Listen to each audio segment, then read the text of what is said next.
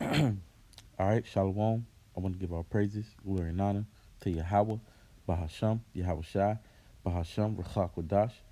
Double honor to the apostles and elders of Great Millstone, and salutations to all the hopeful elect, pushing out this word in truth and in sincerity to the four corners of the earth.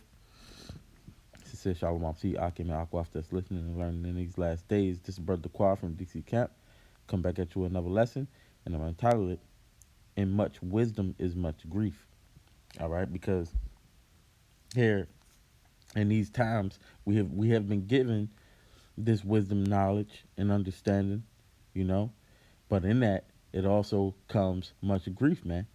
With this word comes much grief. So that's what this lesson is going to talk about. I don't really have too many scriptures lined up, just going in the spirit, you know. But it's just something that I've been thinking about for a while, and I'm pretty sure most brothers do, man. You know, this is Ecclesiastes 1 verse 16. It says, "I commune with mine own heart, saying, Lo, I am come to great estate, and have gotten more wisdom than all they that have been before me in Jerusalem. Yeah, my heart had great experience of wisdom and knowledge," which this is obviously King Solomon saying these things, man. He was known as one of the wisest man that ever lived, man. It says, "And I gave my heart to know wisdom and to know madness and folly. I perceived that this also is vexation of spirit." He says, "For in much wisdom is much grief, and he that increaseth knowledge increaseth sorrow." All right? So when you increase in knowledge, you increase in sorrow, because there's a saying that's called ignorance is bliss, or that's known as ignorance is bliss. Now let me look up what that means. All right? Let me see real quick. All right. It says the definition of ignorance is bliss. It says, used to say that a person who does not know about a problem does not worry about it. He never keeps up with it on the news or cares about the troubles in the world, because he believes that ignorance is bliss. So they don't care about the troubles in the world, man. They don't want to see outside of their little bubble, you know. But see us, we've been given a command. We got to watch. We got to see all these things. We see the plans of the devil, man. And we try to tell our people, but what do we get? Our people reject us, man. Let me get something real quick. This is Jeremiah 20. Let me see. In verse 7, it says, "O Yahweh, thou hast deceived me, and I was deceived. Thou art stronger than I, and hast prevailed. I am in derision daily. Everyone mocketh me. For since I spake, I cried out. I cried violence and spoil, because the word of Yahweh was made a reproach unto me, and a derision daily." See? So this word is becoming a reproach, because once you start to speak these words, once you have this knowledge and you try to speak it, our people reject it, man. Majority of our people are going to reject it in the rest of the world. All right? And it becomes a reproach, man. Scriptures even say what? They hated him that rebuketh in the gate. They don't want to come to the light, but it's the truth. It says, "Then said I will not make mention of him, nor speak any more in his name, but his word was in my heart, as a burning fire shut up in my bones. And I was weary with forbearing, and I could not stay. For I heard the defaming of many, fear on every side. Report, say they, and we will report it. All my familiars watch for my halting, saying, Peradventure he will be enticed, and we shall prevail against him, and we shall take our revenge on him." You know, and they look for us, our downfall, man. You know, we got to bear this reproach, with for what we have, man. Let me get that. Where is it? Slovakia. Okay, it's in Galatians. This is This is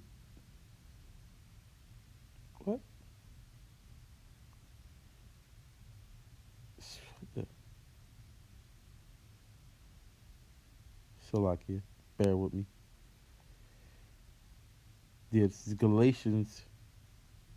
Okay. I don't know why I did that. This is Galatians 4 in verse 16. It says, am I therefore become your enemy because I tell you the truth? You know? So we become these people's enemies when we tell them the truth, man. You know? And that's what comes with this wisdom, man. Because we have to teach it. You know? We have to teach it. It's a commandment for us to teach it. You know? Luke 12, verse 47. It says, and that servant which knew his Lord's will and prepared not himself, neither did according to his will, shall be beaten with many stripes. So, hey, part of the will of the Lord is to teach this word. Now, because we have this knowledge, we actually have to prepare ourselves, because the scriptures say in James, the 4th chapter, James 4 and 17 says, therefore to him that knoweth to do good and doeth it not, to him it is sin. You know, so we actually have this knowledge, man. You know, so we gotta do it. But see, the thing is, we want to do it, and we can't even do it perfectly. So that's even another thing, man. You know, we think about how and when you learn, when you got all this learning, you realize how much you really don't know, man. You know, and then you think back about your past, and even the things that you're doing now, and you can't be perfect, and it's just you loathe it. You loathe. The scriptures talk about that in Ezekiel. You're gonna loathe your selves. Two scriptures just came in my mind. All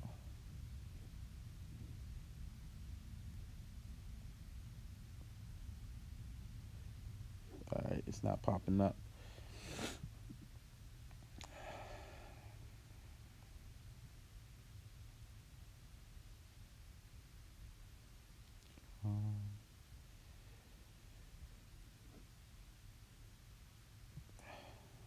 I'm not gonna waste time on it because I can't find it. Okay. Okay. Yeah. So I'm gonna just get this one. And this is Romans 7 and verse 24. It says "O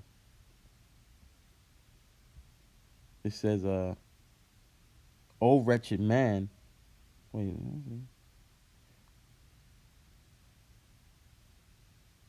Okay. I'm gonna start up. I'm gonna start a little higher.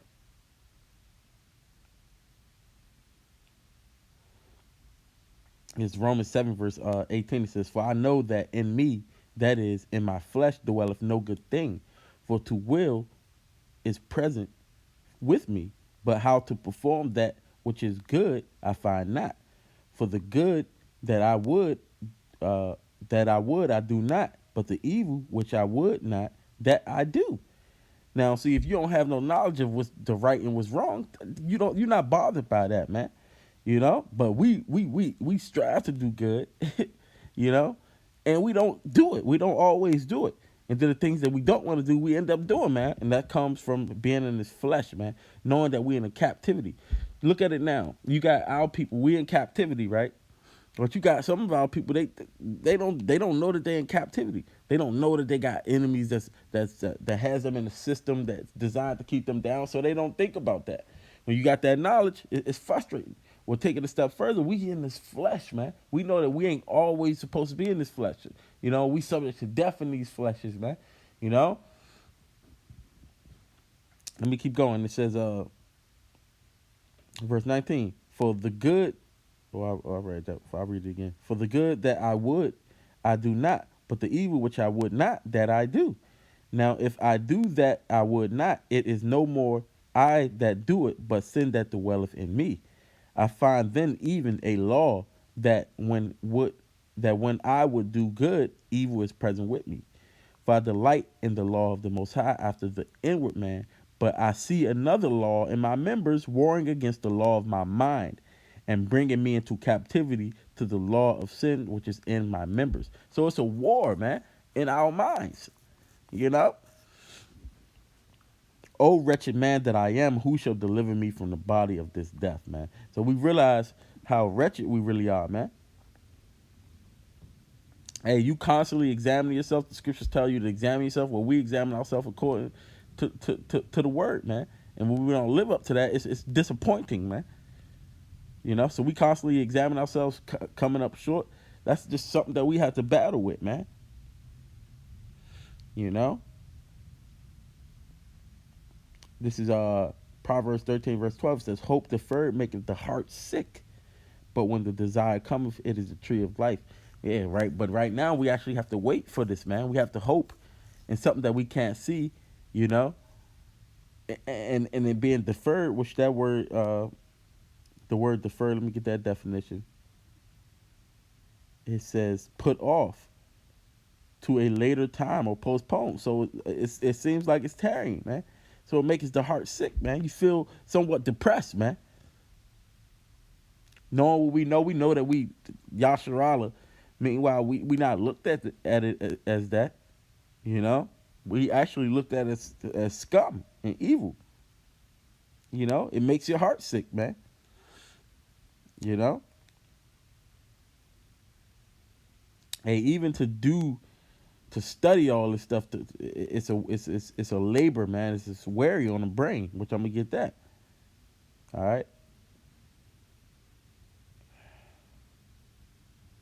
This is Ecclesiastes 12 and verse 12. It says, "For no no no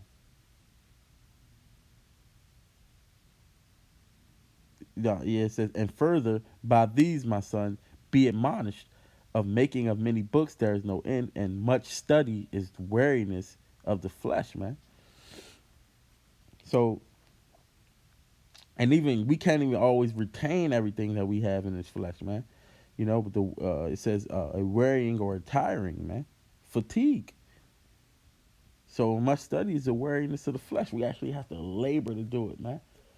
Put in time, and then guess what? Nobody still makes accounts for your labors, man. You're not going to even be acknowledged for what you're doing for the most part. Besides the Lord. You know.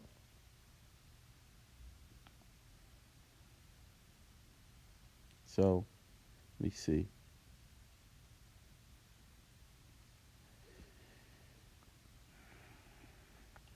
Main part, man. We realize, man, that this thing is not of us, man. But you got a lot of people like Jeremiah, people who was familiar with you, they become your enemies. This is Sirach 37:2. It says, "Is it not a grief unto death when a companion and a friend is turned to an enemy?"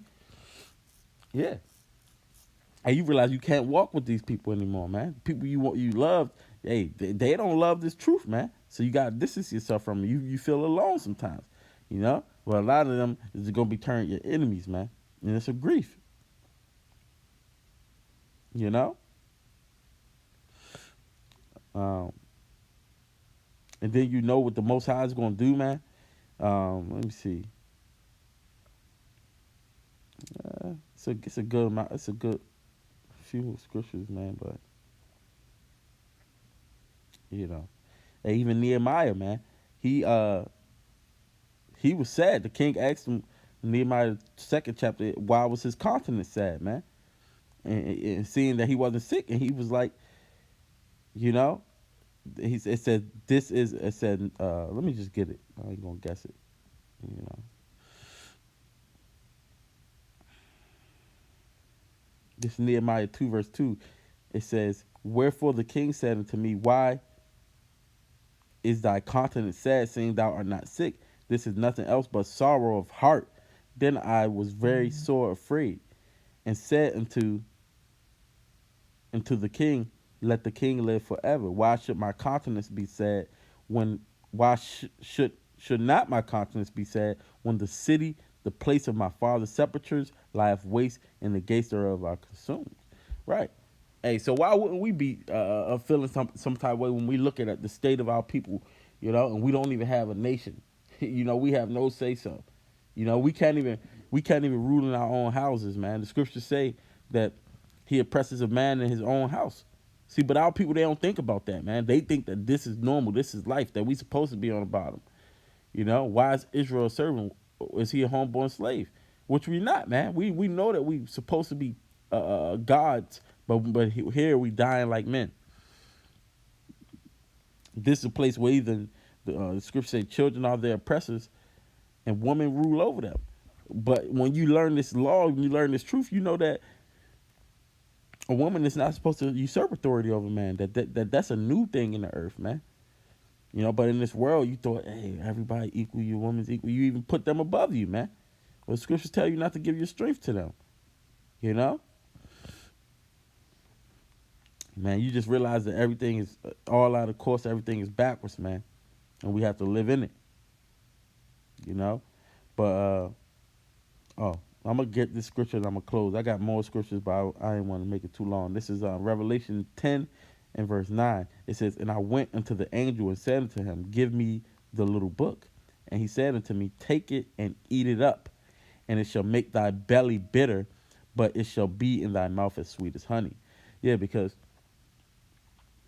hey, this thing when you first get it, it tastes like honey, man. But once you digest it, it's gonna become bitter into your belly, man. Because then you gotta wait with it. You gotta wait with this knowledge, man. It says, in verse 10, it says, "And I took the little book out of the angel's hand and ate it up." And when you ate it up, you eating these words and digesting it, man. It says, "And it was in my mouth as sweet as honey. And as soon as I had eaten it, it was in my belly was bitter." All right, so it becomes bitter, man. You can receive this word with joy, but then that tribulation comes, man. You know. So, hey, Lord willing, that was an edifying lesson. Till the next one, I want to give all praise, glory, and honor to Yahweh, Ba'ashem, Yahweh